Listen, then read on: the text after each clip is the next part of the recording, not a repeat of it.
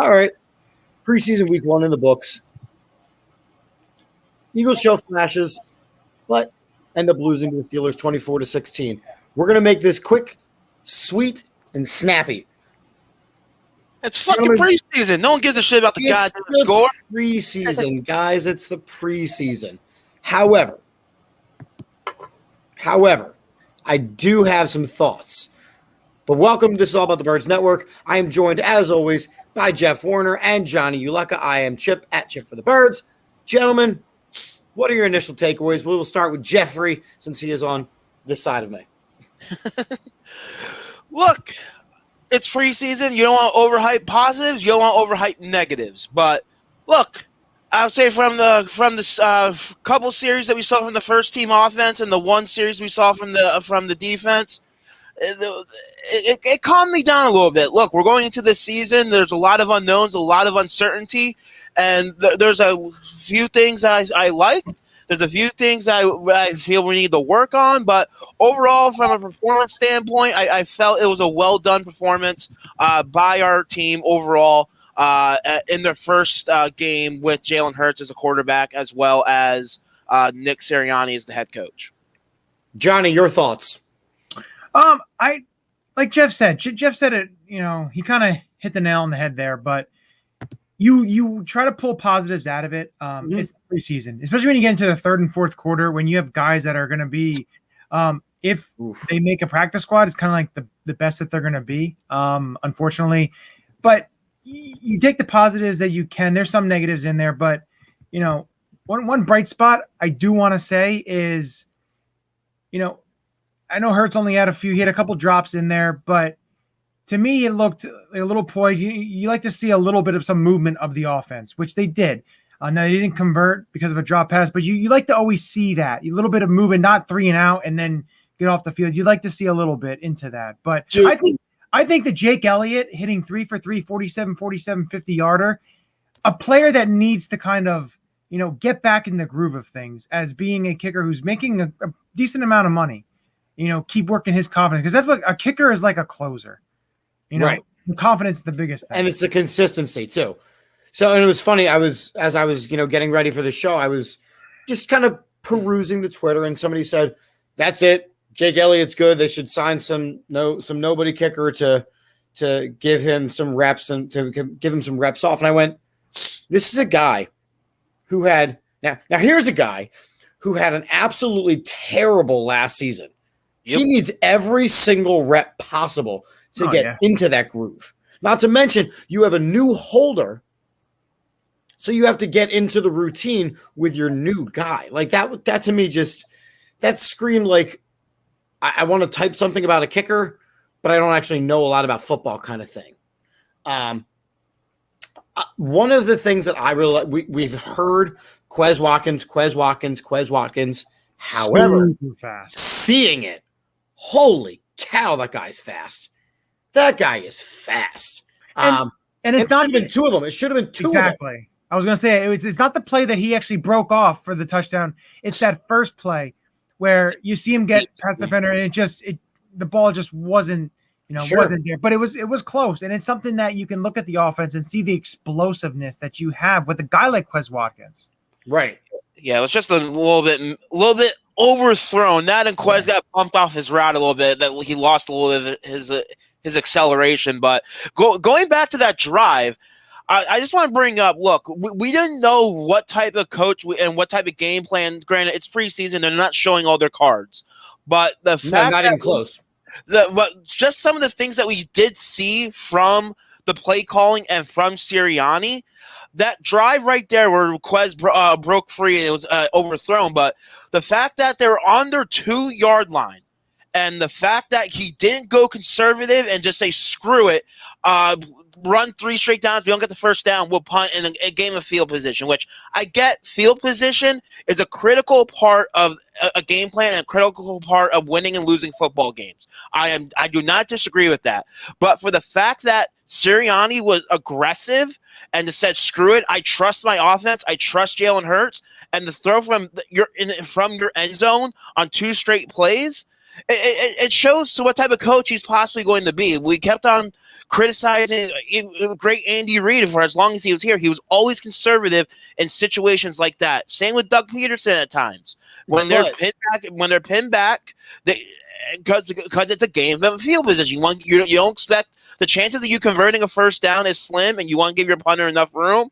We'll see what Sirianni does when it comes to the regular season, because, again, this is preseason. The outcome doesn't matter, but it's just one of those little things I like that I saw from Sirianni when it came to the play calling. Right, but on top of that, what I also – and, again, we keep saying it's preseason, but when he had the opportunity to go for it on 4th and 5 – I know. and he decided to kick the field goal, I was excited to see that, because after – multiple seasons of being too aggressive and too gambling, which you saw with Doug Peterson, I'm okay with him going, you know what? I'm just going to get the points on the board. I'm going to see if my kicker can go kick a 50-yarder, a 47-yarder. I'm okay with seeing these things. Agreed.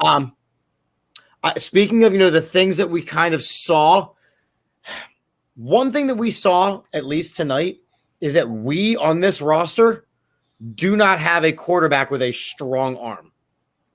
And I think we knew that, but you really saw, and again, maybe just the calls weren't there, maybe it was, but there were weeks, like Nick Mullins has no arm power. Nick Mullins, that was very obvious. Flacco has never thrown the ball further than 8 yards, 9 yards down the field. And Jalen Hurts checked down to tight ends almost every single throw. So it just and then underthrown ball to Jalen Reagor, which it hit Rager's hands. He stumbled off his responsibility. Sure, he stumbled and he got off his route a little bit and stumbled, tripped over, whatever the hell happened. But again, it did hit his hand. So as a receiver, he should have caught that. But that ball was clearly underthrown. That was definitely on Jalen Hurts as part of the inconsistency there. Right. But that pass to Goddard too on that drive too. That was a nice ball right to Goddard up the field. There's positives in there in what Jalen Hurts can do. The other thing I think is a really positive note is you didn't see any major injuries. Correct. Yep. That's always what you want to do when you're coming out of a preseason game. You don't want to have injuries. And we know that. We've seen it for the last couple of seasons. Now, of course, there are some players that didn't play because they are injured. But again, coming out of the game relatively healthy. The only injury I think that I saw was Patrick Johnson had at the very end.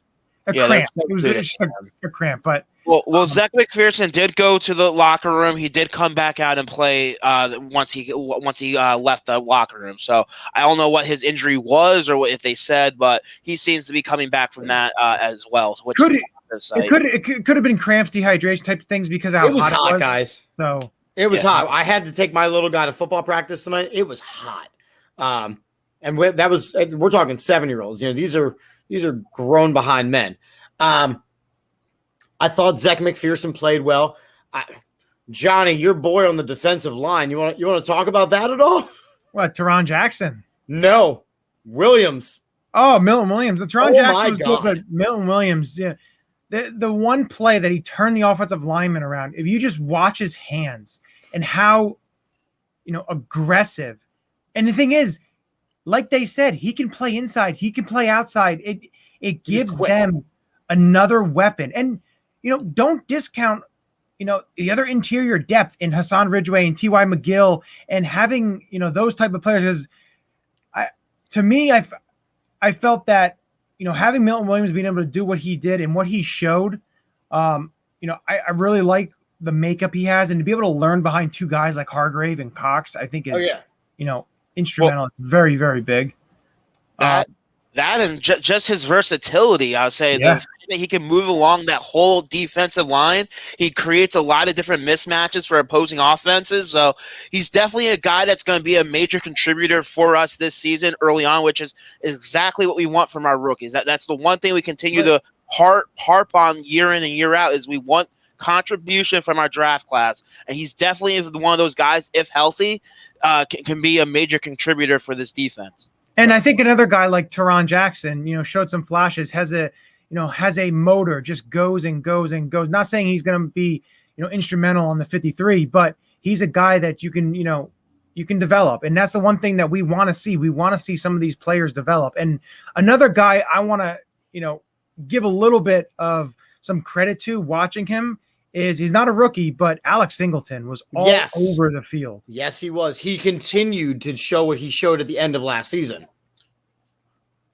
Yeah. And you want that, especially with Eric Wilson. You want another linebacker like we've talked about. Is right now, I know Davion Taylor was the number 2 and Singleton was out, but Singleton shows you what he can do on the defensive side of the ball and how he can attack and find the holes and find the player with the ball. It's good to build off of. And that's one thing you want to keep doing is hopefully he starts, getting better and better in this defense. Now, speaking of people that we want to get better and better, and they didn't, is it please for the love of God time to cut Michael Jacquet? Unfortunately, not just yet. Not just that, unfortunately.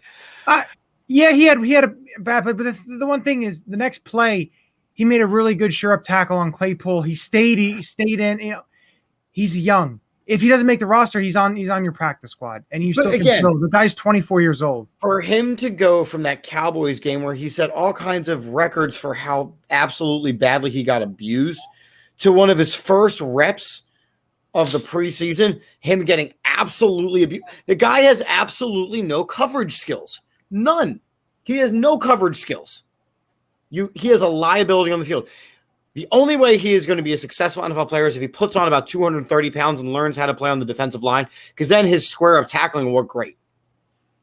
Look, it's preseason. I honestly don't feel he's going to get a lot of playing time when it comes to the regular season. They're grooming more playing time for Zach McPherson, and right now, they're seeing what they got. That's what this preseason game is going to be about. Because remember, we're one less preseason this year.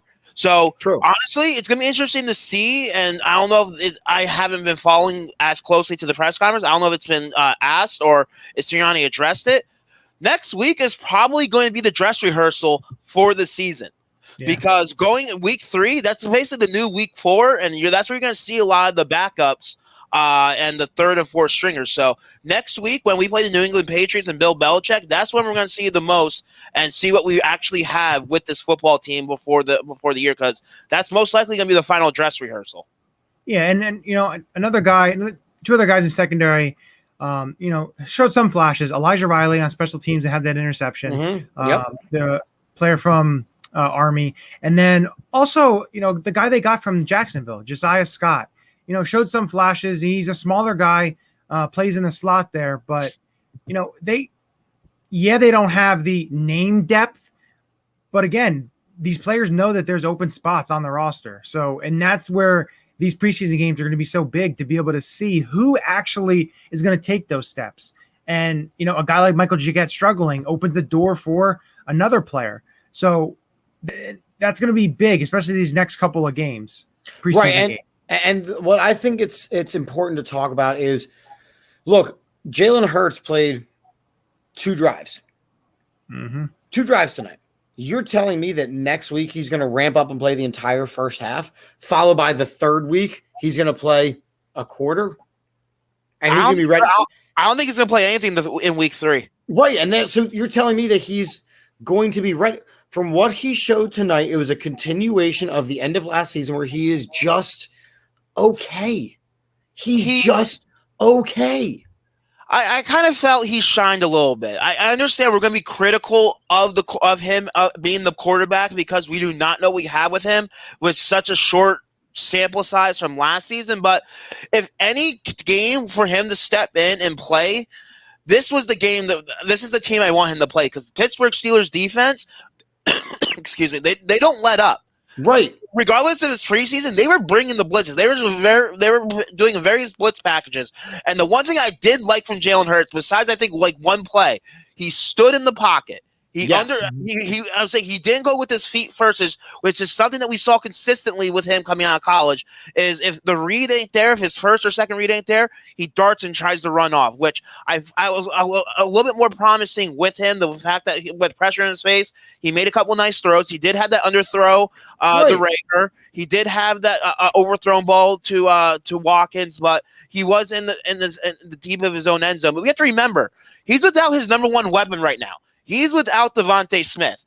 And the fact that I understand your point earlier that you're saying he was basically dumping off to the tight ends. he was exploiting some mismatches. There was a couple of those spots, a couple of those throws where the mismatches were there. And I know the numbers aren't great, 3 for 7 for 55 yards, whatever the hell it was, but there were quite a few drop balls as well, including by Zach Ertz on that third down conversion. Otherwise, we possibly could be talking about 7 points. Right, and I hear all of that. We talked about his sample size at the end of last season, and it was just average. It was 50% completion percent. I mean, it wasn't great. So you hope that he works, and you hope. So now he plays his first preseason game, and again, it's a preseason game. We understand that. But he threw less than 50% again tonight.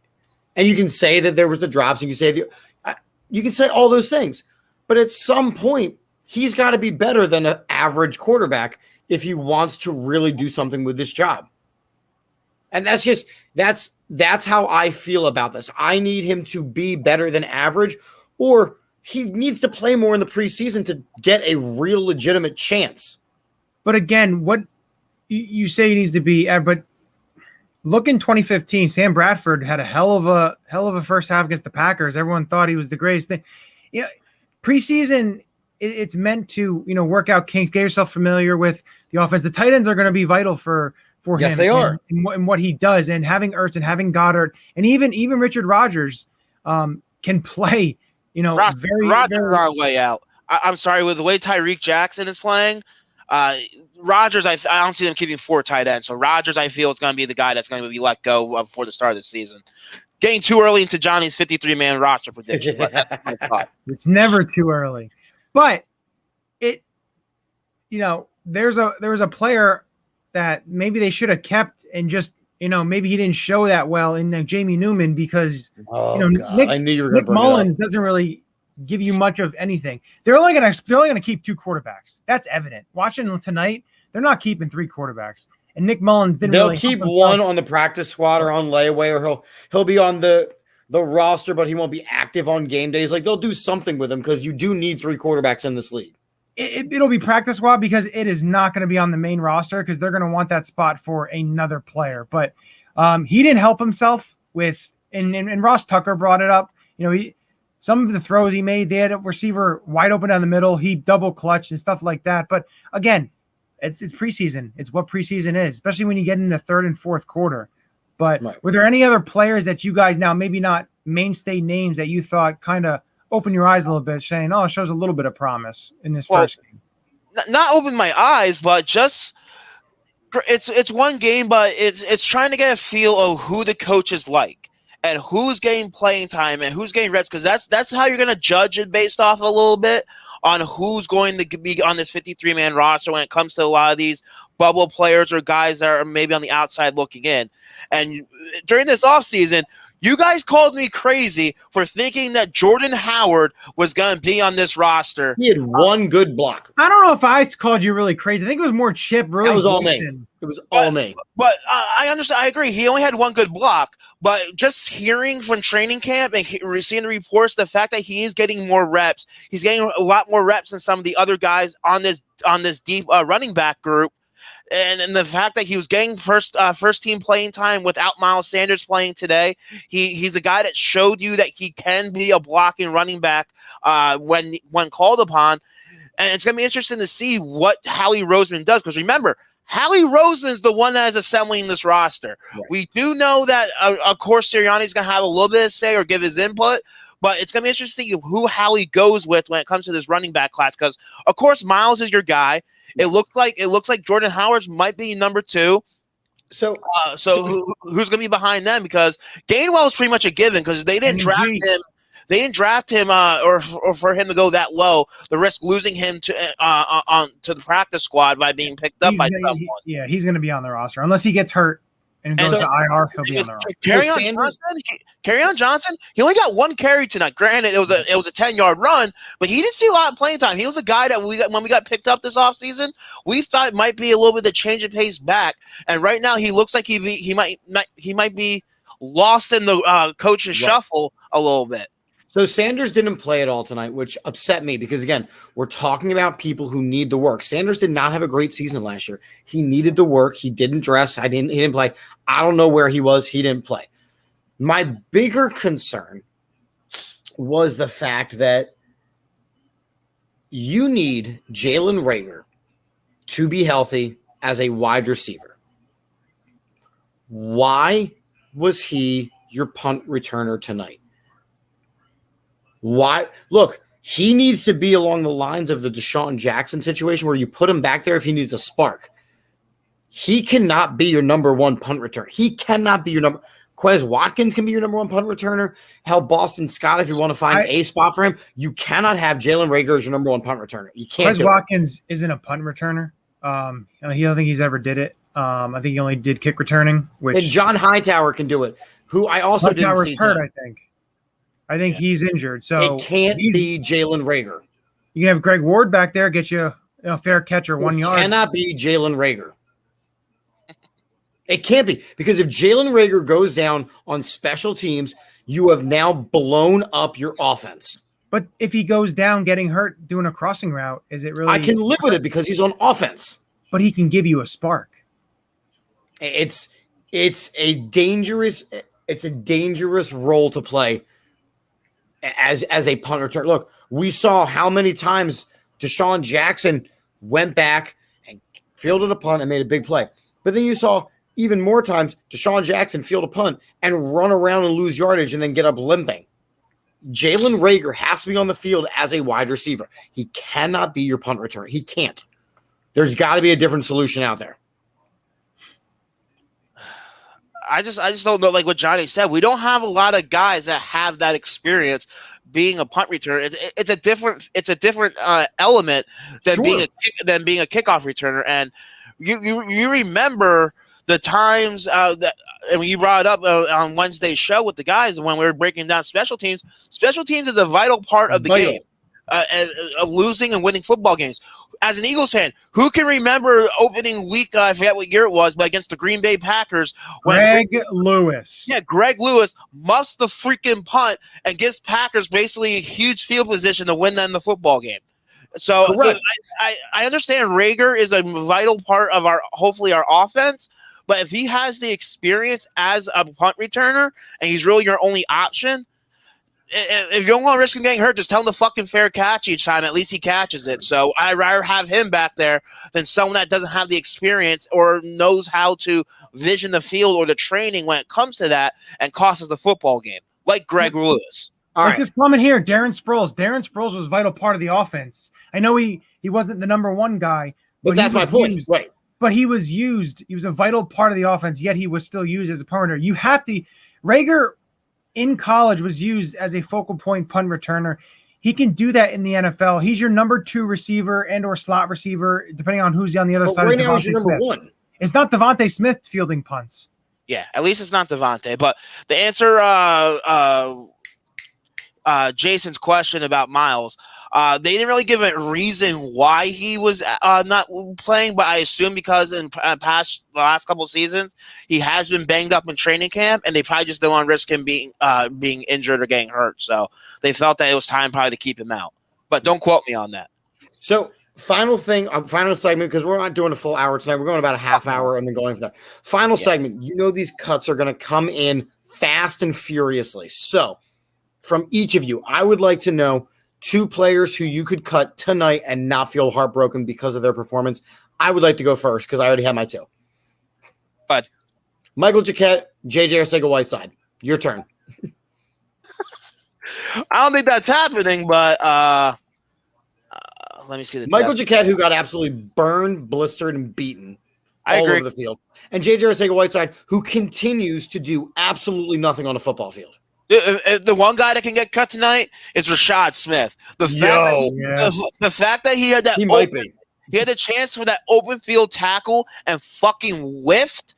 Dude, you should not be playing linebacker in the NFL if you're going to fuck up an open field tackle like that. Plus the penalty, dumb penalty. Plus the big penalties. And he was getting torched the whole fucking time he was on the field. So he can fucking go. We don't need him. And I don't know, some death piece that probably doesn't even fucking matter anymore. Look at the depth chart. I'll look at Jariga. We could say Toth.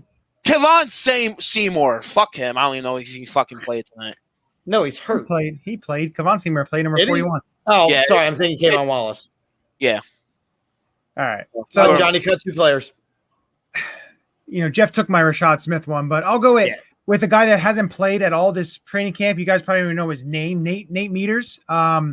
So we could just cut him. Okay. And then also a guy that I just think shouldn't even be on the team, but he is because, he's played on the team a couple of Matt Pryor. Let me just end this. Yep. Can you please just end this? Fucking Brett Toth is the one that should got fucking cut. The fact that he missed that freaking blocking assignment from the freaking blitzer on the outside when Mullins threw that interception. I understand it was a bad freaking throw, but Mullins had no chance in hell to even throw a fucking pass because Toth missed the block completely. So he's another guy that can fucking go. We don't need a guy that can't block or recognize blitz assignments. So there you go, Philadelphia Eagles. We have just done the job for you. We have cut 6 players without even thinking about it. So make sure when Nick Sirianni gets off the podium, I've kind of been watching him a little bit. He hasn't said anything worth anything. But when he gets off the podium, have him watch this back, Philadelphia Eagles, and we're helping with the cuts. Anything else we want to add, or, we're just getting ready for next week at this point? Yep, next week looks like most likely the dress rehearsal will be back here. We're not sure. That might be next week's show. So me and Johnny start to discuss. I know Johnny's getting back from the vacation. So next Thursday after the Patriots game, we'll go on here for another 30 minutes or so, give our breakdown. So make sure to join us. All right. So let's end it on a positive note. Congratulations to John Runyon and friend of the show, Trey Thomas, for being inducted into the Eagles Hall of Fame. I love that they did that together. I can't wait for both of them to get inducted into the Hall of Fame, because if Michael Strahan for the Giants can get in, the guy who consistently shut him down, John Runyon, belongs in there as well. I agree, but it's just very difficult for offensive linemen to get in the Hall of Fame. Unfortunately. Doesn't mean they shouldn't, though. All right, ladies and gentlemen, thanks for watching. We have been the All About the Birds. This has been the post-game show for the first preseason. Again, Eagles' first preseason game. Eagles show flashes but lose to the Steelers, 24-16. Make sure you like, subscribe, follow, all that good stuff. And we shall end with, like we do every show, with a nice little phrase and then a commercial about your testicles. We end with what, gentlemen? Go Birds. Go Birds. And here's a Manscaped commercial. Peace. Attention, listeners across the galaxy. All the way from Australia to Houston, do we have a pube problem? If so, our friends at Manscaped have cleared you for takeoff with their 4th generation and brand new Lawnmower 4.0. Kick your pubes to the next planet with the Performance Package 4.0. The orbits in your pants will feel like you're in zero gravity when you use the best tools for the job from the leaders in male grooming. Join the 2 million men worldwide who trust Manscaped and get your rocket ready for takeoff by going to manscaped.com. for 20% off and free shipping with the code AATBIRDS. Ready for an out-of-world experience, fellas? Look no further than the Performance Package 4.0 from Manscaped that has just taken off in not only the USA, but Canada, the UK, across Europe, Australia, South Africa, and Singapore. Inside this package, you'll find their Lawnmower 4.0 trimmer, Weed Whacker ear and nose hair trimmer, Crop Preserver ball deodorant, Crop Reviver toner, Performance boxer briefs, and a travel bag to hold your whole solar system. First, scheduled for liftoff, new Lawnmower 4.0 trimmer. This spaceship is here to guide you on a journey to trim your body, balls, butt, and even Uranus. This 4th generation trimmer also features a cutting-edge ceramic blade to reduce grooming accidents thanks to their advanced skin-safe technology. The Lawnmower 4.0 has a 7,000 RPM motor, a new multifunction on-off switch, can engage a travel lock, and is even waterproof. The Lawnmower 4.0 also has a 4000K LED spotlight you can turn on and off when needed for a more precise shave throughout your travels across the universe. The Performance Package 4.0 also includes the Weed Whacker. It's like having a little astronaut to chop your worst weeds up top in your nose and ear. The Weed Whacker is also waterproof and uses a 9,000 RPM motor-powered 360-degree rotary dual-blade system. This nose and ear hair trimmer provides proprietary skin-safe technology, which helps prevent nicks, snags, and tugs in those delicate holes. Don't forget to use Crop Preserver ball deodorant and their Crop Reviver to help your little planets be on their A-game while feeling the sun's heat. Manscaped even threw in 2 free gifts to their Performance Package 4.0. The Manscaped Boxers, and the Shed Travel Bag. Abort hairy balls and Buzz Lightyear that Woody with Manscaped. Get 20% off and free shipping with the code AATBirds at manscaped.com. That's 20% off and free shipping with the code AATBirds at manscaped.com. For a clean trinity and beyond, your Spaceballs will thank you.